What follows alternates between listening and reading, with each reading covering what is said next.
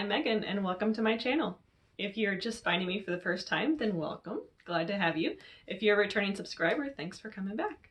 So we're going to start with a life update. If you've seen any of my other videos, you know that I'm in nursing school. And as of about an hour ago, I'm officially done with my first semester. So I just finished my last exam and I'm very excited to be done. I won't have to go back until late August. I want to say around like August 25th, 26th or so. So a nice, what is that, like June, July, 3.5 months off. So I'm looking forward to that, very much so. And I have a whole list of my notes here. So if I look down, that's what I'm looking at. I have a lot to talk about today. It's gonna be long. Weather-wise in Michigan, it's been a little bit crazy. So I film these every month, these videos once a month. So the whole month has been all over the place. The past week or so has been very nice. But mid-April, we got 1 day of snow. Now normally, because I live in Michigan, I'm sick and tired of the snow come April or May. So if it snows in April and May, I get really pissed and aggravated and grumpy. But I knew that this would be just a 1-day thing, snowing overnight, melting by the next night. And it was big fat wet flakes, so it just hung. It made everything heavy, and so it was actually pretty. I wouldn't say enjoyed, but I appreciated the beauty of that 1 day of snow in April. And I've probably put some pictures in my intro video, so you saw those, but I know there were some broken limbs. I didn't see any personally, but I heard stories of broken limbs. But overall, I mean, it snowed Tuesday night into Wednesday morning, and then by Wednesday night, Thursday morning, totally gone. Everything's green and green again. You would never know that it actually snowed. So we had the 1 day of snow, but then the past couple weeks it's been very pretty. Yesterday it was a high in my area of 81 and sunny, which is crazy high for this for Michigan for this point of the year, but we enjoyed it. So we played outside, we cut the grass. My husband and I have been doing a lot of grilling, so we'll put the baby down for a nap, feed her, put her down for a nap, and then the two of us will grill hamburgers for lunch. He's enjoyed a hammock nap. I have not yet enjoyed a hammock nap, but I have been in the hammock, so looking forward to that. Oh, we've been taking our daughter to a lot of parks, so I'll pick her up from daycare and I'll say, hey, we're at this park, do you want to meet us? And my husband will come over and we'll play together for a little bit. And we took her to a park yesterday that's pretty close to the house, so it's nice. We have quite a few parks that are within maybe 15 or 20 minutes of our house, and then if we want to drive a little further, up to 30 minutes, we have quite a few parks. And there's one that's on the further end. It's probably 25 or so minutes from our house, but it's gorgeous park, tons of trees, lots of shade, and they even have a huge like splash pad area. So I'm really looking forward to that when it gets nice and hot in the summer. I told my husband yesterday, I said, the only way I'm going to survive this stay-at-home mom gig is with the help of parks. So my plan is in the morning before nap, she naps around noon, currently gets up by 6 a.m., but I'm hoping to switch that closer to 7. So she gets up around 6 and then naps at noon. So my plan for the morning chunk is to just play in the house, play around the house, chalk in the driveway, bubbles. She loves bubbles. It's adorable. She says bubbles. She puts an F in there instead of the L. Bubbles. So bubbles, backyard, play with the dog, walk around the neighborhood, that kind of thing. Then lunch and nap time in the afternoon. We'll go to the parks. Get her super exhausted, feed her dinner, put her down to bed. So we'll see how that goes. I'll update you in my next video because by then I'll have had 1 full week of stay-at-home motherhood. So we'll see how that goes. And then, oh yes, so if you found me through my sister's Flosstube channel, which I'll link below, then you know that she was very pregnant and she has since had her little boy. So he is almost 2 weeks old now. He'll be 2 weeks on Wednesday, I believe. Little James, he's adorable. He was born technically overdue. I mean, he was born the day after his due date at like 9:15 a.m. So he's just like 9 hours late. But for being a full-term baby, he was tiny. So to give you a little bit of background, my sister, I believe, was 8'14" when she was born. I was 8'9". And yes, I do like to remind her that she was the chubbier baby of the two of us. And I was born on my due date. She, I believe, was 2 weeks late. My daughter was 8/13. She was a week late. And so I was fully, I think we all were fully expecting James to be well past 7 pounds. I thought he would be at least 8 pounds. But he was born at 6'4". And then you know how they lose weight. So I think he went home at like 5'10", 5'11". So itty bitty teeny tiny little guy. His little arms and his little legs are like so skinny. So I actually, so today's Monday, May 3rd. May 3rd? Yeah, May 3rd. On Thursday, my husband, daughter, and I are leaving to go down to Florida to visit my in-laws. They live here. They live just like literally 3 minutes down the road. But they have a winter house in Florida. They're snowbirds. So we're going down there Thursday, and we'll be there until Tuesday. And then we come home Tuesday evening around like 6:30, I think. And then Wednesday at noon-ish, I leave on a flight down to Louisiana to go hang out with my sister and brother-in-law and little baby nephew for 6 days. So I'm super duper excited about that. So that's my life update. Lots going on, but that's to be expected when you only film once a month. Okay, on to cross stitch. So I was working on my Scary Apothecary by Hands On Design, Kathy Haberman. She is probably my favorite designer at the moment. Whoops. And I am happy to say there are 8 patterns, I believe. I think there's 8 in the series. I did finish the one I was working on, so I finished Skeleton Polish. And I stitched this on 32 count Silvery Moon Lugana. And I used all the called for fabrics. So here's my finished piece. And I really like it. It was a pretty quick stitch. I mean, considering, you know, that I have a toddler and nursing school and all that. So I like it. There are a metric crap ton of counting errors in this. And so we've already discussed that I cannot count on one of my previous videos. And thank God that I am a type B personality, very laid back, go with the flow kind of person, because there are actually so many counting errors in this thing, and it's so very obviously off if you've done it before, or if I were to show you the cover photo next to mine, that it almost has enough errors to make me start ripping, but I did not. I'm fine with it. I'm gonna move on to the next one. I have no idea what the next one will be because I have not picked it out yet. So there's one project. Then, I was working on, I did do some more beading for my Mill Hill kit. I was doing, I believe it's called Winter Wonderland by Mill Hill. Let's see. Sorry, there's going to be some crinkling because I put the project back in the original bag just to keep it safe because it's only perforated paper.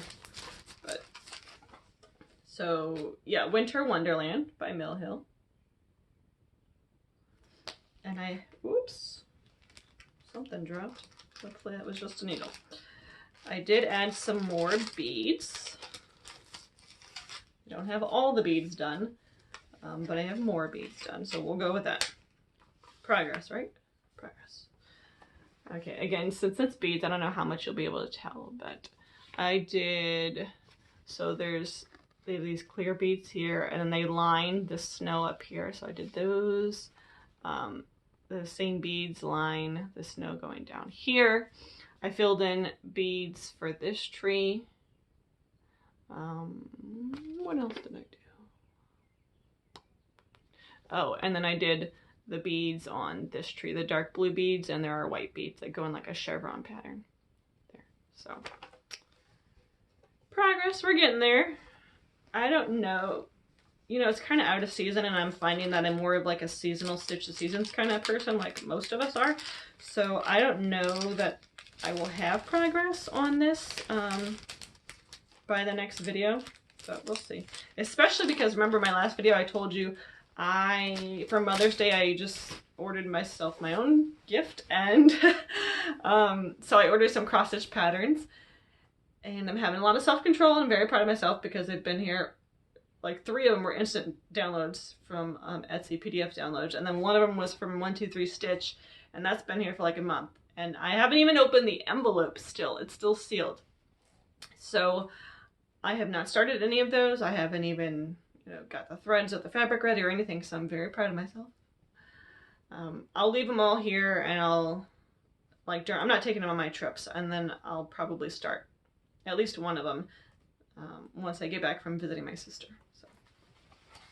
Okay, what's up on the docket? Let's see. Oh, yeah, so I finished the Scary Apothecary, and I was like, not in the mood to start another one, so I started a different project. And if you follow me on Instagram, you've already seen this, or you at least know that I started. I haven't posted a progress pic, but my sister gave me the One Nation chart a while ago. I don't know, probably for a birthday. And I started it because I wanted, since I'm new to cross stitch, I don't have like a huge library of patterns or anything, so I wanted something that was summery. And this was obviously like Americana, 4th of July, so that was like the only option I had, I believe, at the time. So it's by Bygone Stitches. I'm sure if you've been cross-stitching a while or active on Instagram or Flosstube, you have seen this pattern around. I am stitching it on 25 count pewter Lugana, and it does not call for that. What does it call for? The picture was stitched on 28 count Cashel Ale from Pictureless Plus. But at 28 count or 14 count, it would have been 28.5 inches wide and 15 inches high, which is just way too big for me. So I am doing it over 1 on 25 count. 1 over 1, which I was, I don't know, not nervous, but I was curious as to how I'd like it because I've never done that before. But I think this is my sweet spot. The holes are easy to see, and I'm totally loving it. Oh, let me grab my threads too. So, obviously it's red, white, and blue, so it only calls for 3. I went with 2 of the 3 called for colors, Blacksmith Ale and Cupid, and then,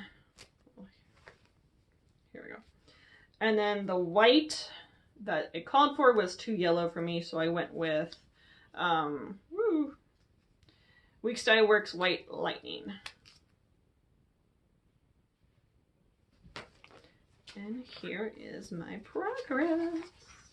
I love it. Very proud of it. Super cute.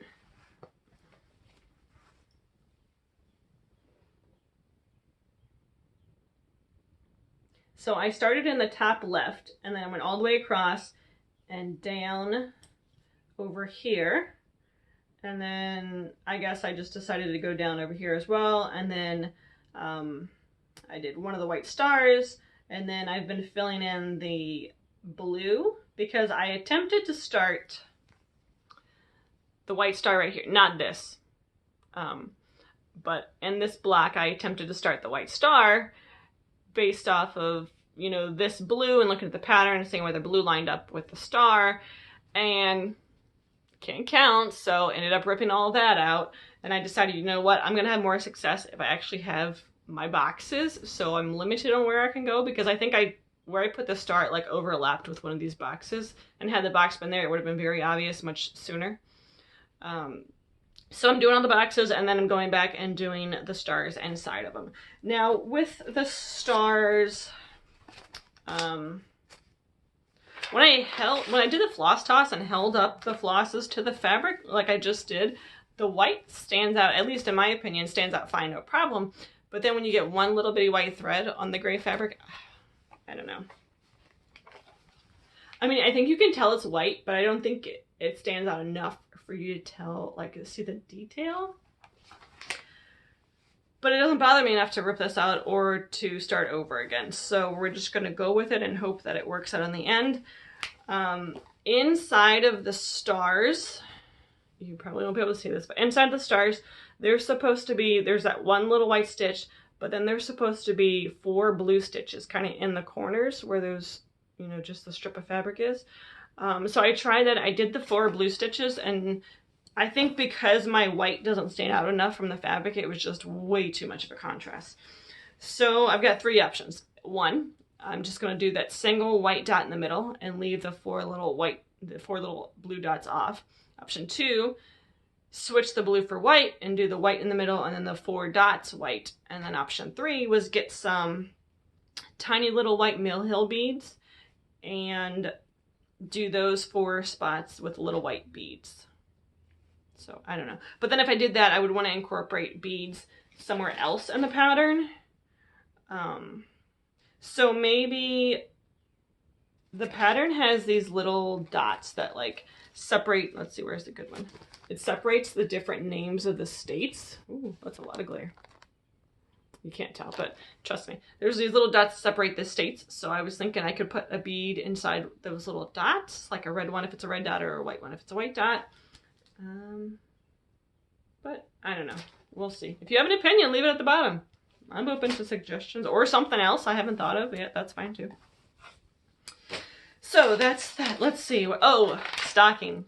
Hasn't happened. In the last video I said I was going to do the week of the 25th, just be like Christmas week, and I'd only do the stocking stitching, and I didn't even put in a single stitch. I'm not going to lie. So I've figured out, well, I have a couple theories for why I haven't done it. 1, it's out of season. I talked about how I'm sort of finding that I'm a seasonal stitcher, so it could be it's out of season.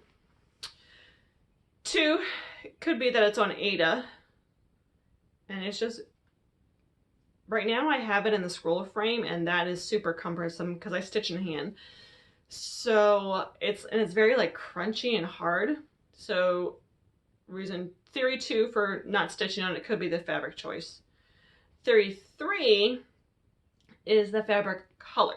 So, oh, I did not come prepared. Okay, I don't have the, do I? No, I don't have the chart cover, the picture of the stocking, but it's basically a huge Santa Claus with his like chest up. So his hair and his beard is all white and gray and blends of white and gray, and the Aida is white. So just between the Aida being white and the threads being very, very light, it's hard to see, and I'm not getting the gratification of like, if I were to stitch it on, you know, this color, I could see my progress and see that even though I put in 100 stitches and it doesn't look like much, I can see where I put them in. So I don't know. I have no expectations to make any progress on that anytime soon. I'm thinking I'll pick it up again in the winter. My daughter has the quilted stocking I made, like my husband and I have. So there's no pressure to get a cross stitch one finished anytime soon. So I'm thinking I'll pick it up in the winter around Christmas time, possibly buy like a linen or Lugana, because I really like stitching on linen and Lugana. It's soft and it's easy to hold. So I don't know. We'll see.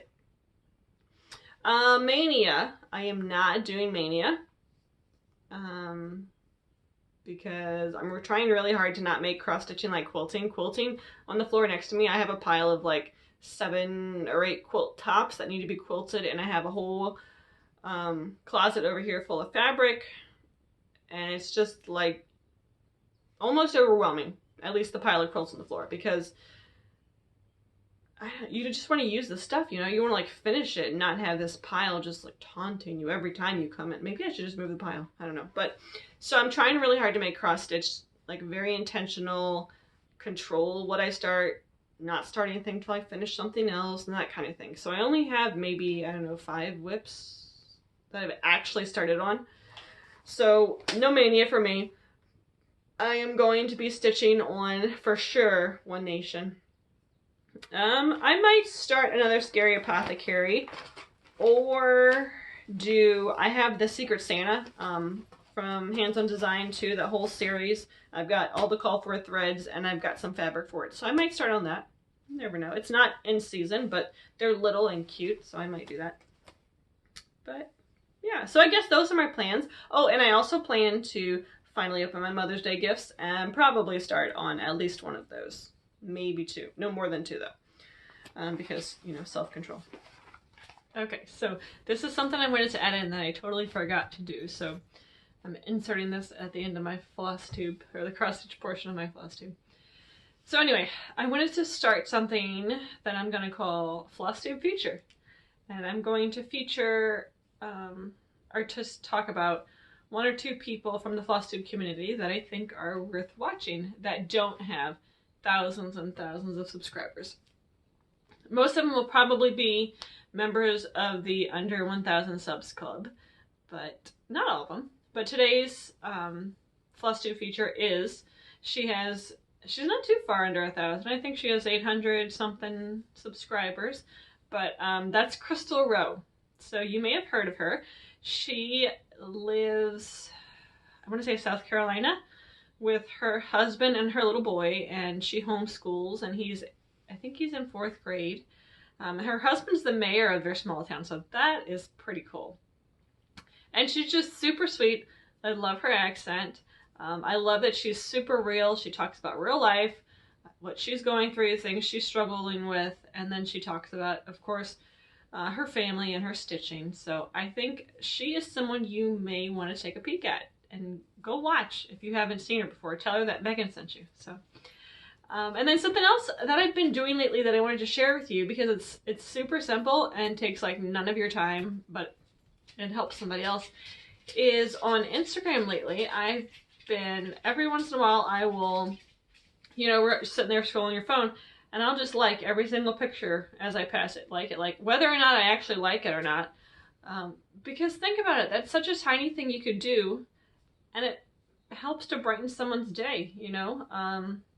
Maybe they didn't get a lot of likes on that stitching or that poster or the quilt or whatever it is, and they spent a lot of time on it, and it kind of bums them out.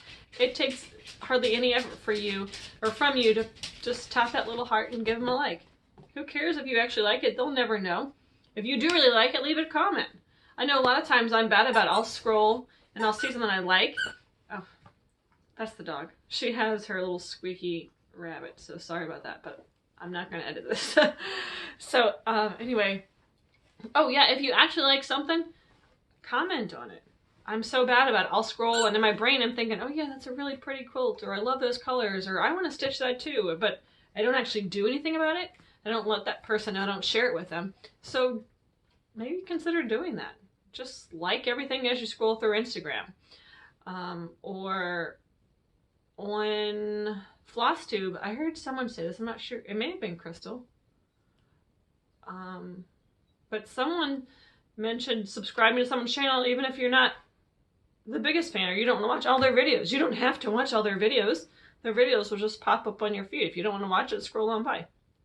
Or if you don't want to subscribe, I know sometimes I will just search Flosstube on YouTube and I'll just sort it based off of the most recent ones. And I'll watch a video, and even if I don't want to subscribe, it takes 0 effort for me to press the like button and like their video, you know, and that boosts them, their self-confidence and their self-esteem. So just something to consider as you're scrolling on YouTube or Instagram or Facebook, what have you. So back to your regularly scheduled, uninterrupted Flosstube video.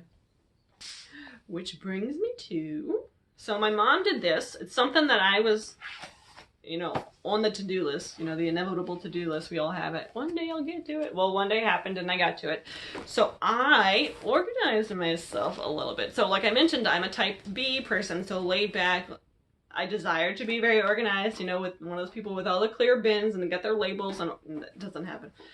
So what I did was I put all of my cross stitch patterns in here in clear page protectors, and they're organized by like season and holiday. So Valentine's Day, then we have spring, then we have Easter, summer, 4th of July, then we get into the fall, Halloween, Thanksgiving, Christmas, you know, all that kind of stuff. So all my cross stitch patterns are in here, and I can just flip through them and see, you know, what I want. If I'm feeling in the mood for fall, flip to my fall section and see what kind of options I have there. I did not do a pretty little cover. I know that the skinny green one is for cross stitch, and then the thicker yellow one is for quilting. My free time is limited and very valuable, and too valuable to spend making a cover page for these. So that's cross stitch. This one is quilting. It's thicker. It's not just quilting. Any kind of bag pattern I've purchased over the years is also in here. And one that I would like to show you is my, what I'm calling project bag on steroids, but it's not the actual name. The actual name is the booklet pouch by, I'm going to try my best here, Anila Hoey. So it comes in two sizes, the large and the small. And if you look at the picture, you can see the small hole is so small that it basically only holds spools of thread. So I went with the large. And inside it has 4 pockets. And I'm so excited. I love it. I've showed my husband like 2 times. I sent videos to my mom and my sister. And let me zip it up. Here it is. So I chose super like fun, radical, loud prints and colors that I've been, you know, wanting to use or holding on to and not using because I just don't have enough of it for a quilt, or it wouldn't really go with the decor or that kind of thing. So bright neon yellow, colorful rainbow patterns. And this is sturdy, like it stands up on its own. And you can see the pocket, or the pockets, the zip pouches in there. So there's 4 of them. And then all is held together with a separating zipper. So if you open the zipper, then you can see another radical loud choice there, my neon pink zippers. And then inside here, oh, it goes this way. Ooh, I can't do that. That's a chart. Let me take that up.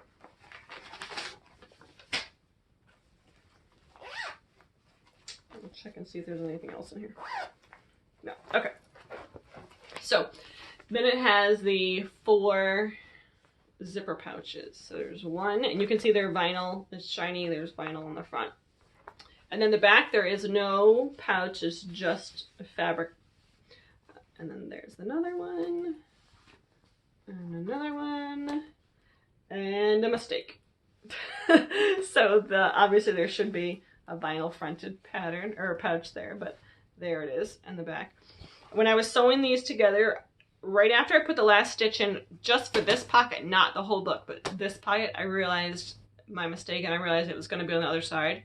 But it was, again, type B. Way too much work to rip all that out just to resew it so the pocket faces right, or the correct way. It does not affect the functionality whatsoever, so I'm totally fine with leaving it. Okay, I know some of you out there in Flosstube world are sewists and quilters and bag makers and that kind of thing. So here's my opinion on this. It comes with like 8 pages of instructions, so that alone was intimidating. However, I'm not new to bags. I've made plenty of zipper bags before. If you are a beginner, no way, Jose, should you ever try to attempt this. You need some zipper practice beforehand. But if you have experience with zippers, then you could do this, no problem. I will say that the actual pockets themselves are fairly small. So I know a lot of us use these Amazon bags. Okay, these cheap little like $12 for $10 bags off Amazon. I'm going to stick the bag behind the pocket so you can see how much larger the Amazon bag is compared to the bags in this pouch. But that doesn't bother me, because if I have a large pattern like the One Nation, I make a working copy, which is what I had to hurry up and take out. So I make the working copy and I fold it so it fits in there, no problem. I know a lot of you are familiar with the Hands on the Design, Kathy Haberman. So these are all my patterns for the Secret Santa. Same size as the Scary Apothecary. So those fit in no problem. I have all the thread, and I have all the floss, and the fabric is in there. And it zips up just fine. Okay, so if you do not use working copies, you do not fold your patterns, and you have patterns that are this big, then this isn't the thing for you. Unless you're going to adjust the size, which again is doable if you have experience with bag making and zippers and that kind of thing. I'm thinking I want to make another one with adjusted sizes so the pockets are slightly larger, but I have to do the math first and then order the zippers, because these are not zippers that you can just get on, well, I don't know, you might be able to get them on at like Hobby Lobby. I mean, I know you could get these for sure, not this color, but you know, just the nylon zippers, but I don't know about the separating zipper for the top of it. So I am super proud of it. I love it. I just pet it and look at it and turn the pockets and the pages. And like I said, I've shown my husband. Oh, so I showed my husband on Instagram. I don't typically post to Instagram stories, but I posted this past month, and I posted a video of me. So I was telling you on Instagram, my followers, that I was very close to a divorce because my husband had the audacity to say that there is a such thing as too many quilts, and you can have too many quilts. Mind you, I have been quilting almost for as long as we've been together. We've been together almost 15 years. I think I've been quilting for like 12 or something. So he knew what he was getting himself into. So I was like, ooh, we are almost at the divorce checkpoint. But he redeemed himself because I showed him this, like I mentioned, like 2 or 3 times. And the last time, he thought I constructed the actual pattern for the bag, not just made it. Like, he gave me credit for being intelligent and smart enough to whip up this entire thing and design it. And so I was like, okay, we're good for another couple months until, you know, you say something that's not, that's divorce worthy. But anyway, I will provide the link to the pattern for this down below if you are interested. I love, love, love, love it, and I will be making more in the future. Okay, along those lines, we're getting kind of into the quilty section of the video. So I'm done with cross stitch, although I do have another bag to show you, so if you want to see that, stick around. But if you're not interested in that, then you can log off, and I will see you in a month. Okay, so I showed you my nurse bag that I made last March. In March, I showed it in my April video. Well, I made completely 2 more. I'm in the process of, I think I have like 4 more almost done, and then like another 3 or 4 that are in the process of being made. But I made these adorable zipper bags, and I love them. So I'm going to show you a little bit up close, some details. So this one, if you're a quilter, then you know all about saving salvages, and I've started that a while ago, but I don't typically have too many cuts with salvages because I tend to get fat quarters, and the ones I end up with don't have the salvages, so it's taken a while. But this one is all salvages, and most of them are cotton and steel or Ruby Star Society because they have amazing salvages. They're known for their salvages. So it says, "You make my heart flutter," spectacle, cotton and steel, this one, and this one. And this one with people are all from my favorite line by Christian Robinson. Down here it says, "Is it possible to dream a new color?" with a little camera. So, and then I have my tag, and I quilted the side here and quilted this, and there is a stripy zipper. How awesome is that? I love it. And I texted my mom a picture of these, and she thought they actually looked like spools, and I could see that. So, and then you just zip it, and inside I just did a very like neutral basic lining. So there's one, and then the other one, my sister at her baby shower, she got a bag that was made out of this fabric, and I was like, hey, I love that. And I found out that it's sold at Hobby Lobby, and that's probably where the giftee got it from. So this one has little bees and little white flowers all over it, and then I used a coordinating gold and yellow to match the bees for this, and for the handle I used that same bee fabric and quilted. I don't know if you can tell, I love that quilty texture. And then this one has a shiny gold zipper on it, and then inside, oh, I did a navy blue because the leaves and the flowers have some darker navy blue colors. So yeah, those will be for sale in my Etsy shop. later this month. Once I get back from vacation, I'll probably start listing things. So those, and then hopefully a few more will be in there. But that is this, I mentioned that before in my last video, but that's a Seemingly Sane pouch from Seemingly Sane on Instagram. I will list her Etsy shop below with the pattern. And I did buy, she sells an add-on, so you can just type in the PDF different sizes. You know, if you want the box or the bag to be 8 inches wide, you can type that in and it'll tell you the measurements to cut all your fabric and that sort of thing. So that's cool. I bought that. I have not used it yet, so I can't vouch for that. To make my zipper bags and my project bag on steroids, I got a little bit of haul.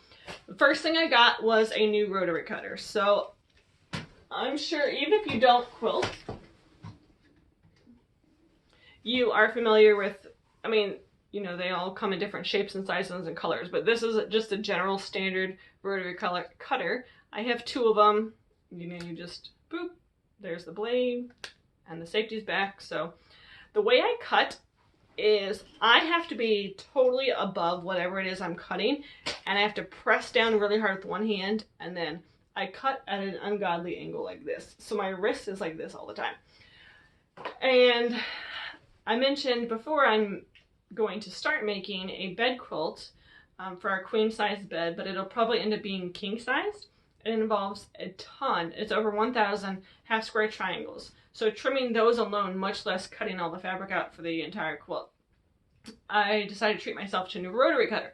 So I asked on a quilty group page on Facebook, you know, what kind of rotary cutter do you suggest? And I sent a picture of my jacked up wrist angle, and they all commented, and I got a lot of good suggestions. So the one I went with is the funkiest looking one that was suggested.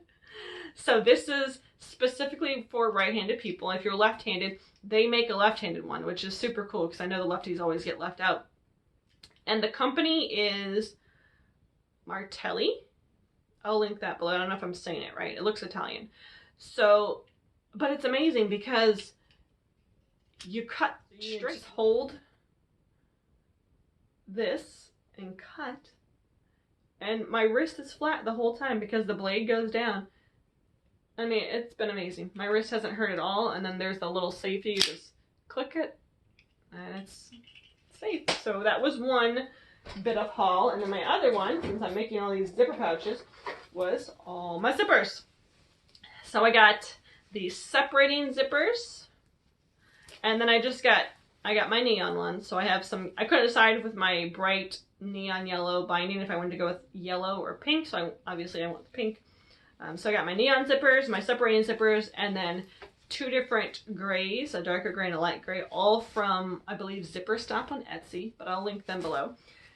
And I got my stripy zipper from this pouch. I don't remember the shop, but again, I'll link it below. And stripy zippers are just the most fun thing ever. And then my last set of zipper haul was my biggest. Oops, I got all of these, so different colors of zipper tape and then different colors of actual zippers. So I could have a lot of options for the bags I make for my Etsy shop. And they all come with just your standard zipper pulls. I didn't opt for anything fancy. I didn't want to pay any extra money. So there's that. Okay. In my last video, I was quilting my homespun quilt from Modernly Morgan as part of a quilt along, and I finished it with the quilt along. I hardly ever do that. It is massive. It finishes at like 64 by 80, maybe. It's definitely taller than my husband, and he's 6'2". So I'm pretty sure it's 80 inches tall. Which really, if I just added like another row or two, it could be a bed quilt, but it's rainbow and feminine and way too mismatched for our bedroom. But anyway, I finished the quilt. Hopefully there's like a photo here over my face, and you can see it, but I absolutely love it. Just as a reminder, all the color fabrics were scraps, except I did buy 1 green and 1 yellow because I didn't have enough of those, or a variety of those 2 colors. But all the other color scraps were, or all the other colors were scraps from quilty friends on Instagram that just gifted them to me over the years. And then I bought Kona Snow for the white for the background. So all that's the background. I did completely piece the backing from leftover scraps. So that's done. Now it's just in, you know, the pile of shame and embarrassment on the floor to get quilted. But I absolutely love it. It screams spring to me, so it's going to be my spring quilt. So maybe hopefully I'll have it quilted by this upcoming spring, so like a year from now, and it'll be on my sofa. And it's very snuggly, and it's perfect snuggle size. It could fit the whole family under that, you know, assuming you only have like 3 people in your family. But so I did that. Then I have been working on the pile of shame because it does like get to me and like stress me out. So the quilt I'm currently working on is, I don't have a full-size picture of this, so we're just gonna go with it. It's my first pattern that I designed called the Della quilt, and I'll list that below. It's in my Etsy shop. But it's from that line that I love by Christian Robinson, the selvages I have on that zipper pouch. It's called Spectacle, and you can still buy parts and pieces of it, but you cannot buy the entire line anymore. So it's just, this is the small size, so it's 4 blocks wide and 4 blocks long, and you can see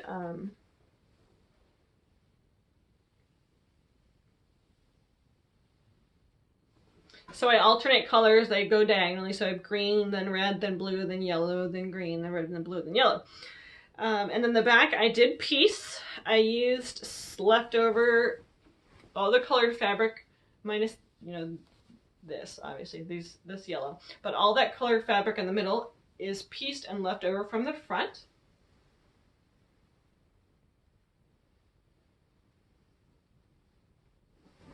And I am doing this on my domestic. So this is my sewing machine. I have a Juki TL 2010Q.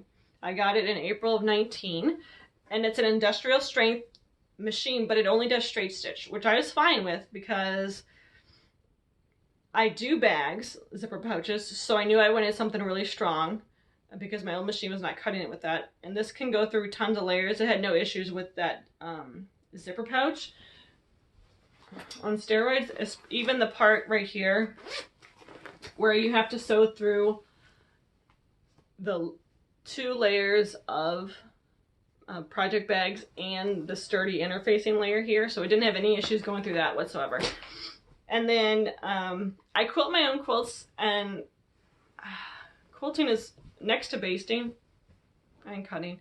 Quilting is my least favorite part of the actual quilting process.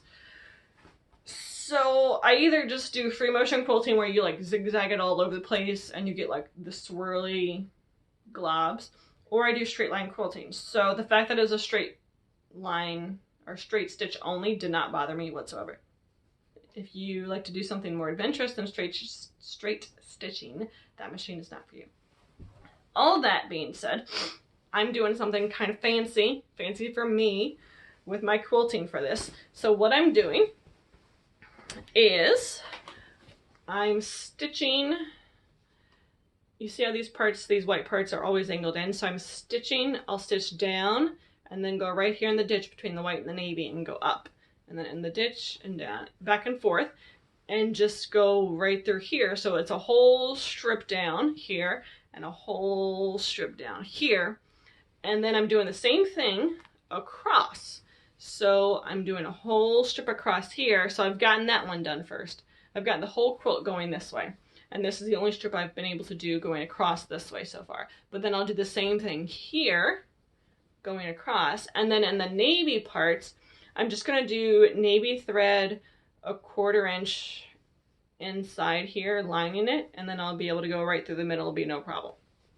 So you can kind of see the quilting there. So yeah, because it is a smaller quilt, I don't mind like the constant turning that this quilt design involves. So yeah, that's my progress. Maybe, probably not, because I don't tend to do a lot of quilting in the summer for a couple of reasons. One, our stinking AC unit is undersized for our house, so our house in general is like slightly humid and never as cool as we want it to be. 2, I share my sewing room with my husband's gaming area, so his desk is behind you. And when he is gaming, which is, you know, at night after the baby goes to bed, which is when I want to quilt, his computer just makes so much like heat from running, and we have to keep the door closed because he's got like the gamer set up with the headphones, and he's yelling at people, and I'm like, I'm gonna kill you if you wake up that baby. So the door stays closed so the heat stays in here, and just that and the humid house, it's not a good quilting combination. Plus, when it is nice outside, I want to be outside, and you can't quilt outside. I want to be enjoying the weather. So I predict I'll probably have tons of cross-stitching updates for the next video and not a lot of quilting. But anyway, so I think that's everything. Oh no, 2 more little things. So back in like September, October, I signed up for a round robin quilt. So if you don't know what that is, we each made a center block, a square that was between 12 and 16 inches, and then we mailed it to the next person. And then we had a month to add a border to their quilt, and then we mailed it to the next person. And every month you add a border. Well, in the beginning, you whip those things out no problem because it's a 16-inch square you're working with. Well, I'm mailing out my last one today. This thing is big, and you have to make the border for the whole thing. So I think we did it for 7 months, maybe? But I should be getting mine back by my next video. So that'll be exciting to see. I have no clue what it's going to end up looking like. I only used 2 colors. I used scraps from a quilt that were Carolyn Friedlander because she's my favorite fabric designer. And it was just half square triangle cutoffs. So mine is literally just yellow, like a golden yellow and a navy blue-ish triangles. So super simple. I don't know if they stuck with the Carolyn Friedlander. I don't know if they stuck with the blue and yellow color scheme. It's fine. I don't care what they came up with, but I'm just excited to have another quilt. That'll be fun, like just memories, fun experience. I will not be doing another one anytime soon because it just cut into my limited free time. So, but it was fun to do once. I may do another one sometime in the future. And then, like I said, I'm making the bed quilt for my husband and I, so I did start cutting out fabric, but I've only cut 4 different types of fabric so far, so it's nothing to show you. But I am making progress on that slowly but surely. So that is all I have for today, guys. If you stuck around for the whole video, thanks so much, and I hope you have a wonderful May. Get lots of stitching, lots of quilting, and I'll see you in a month. Bye.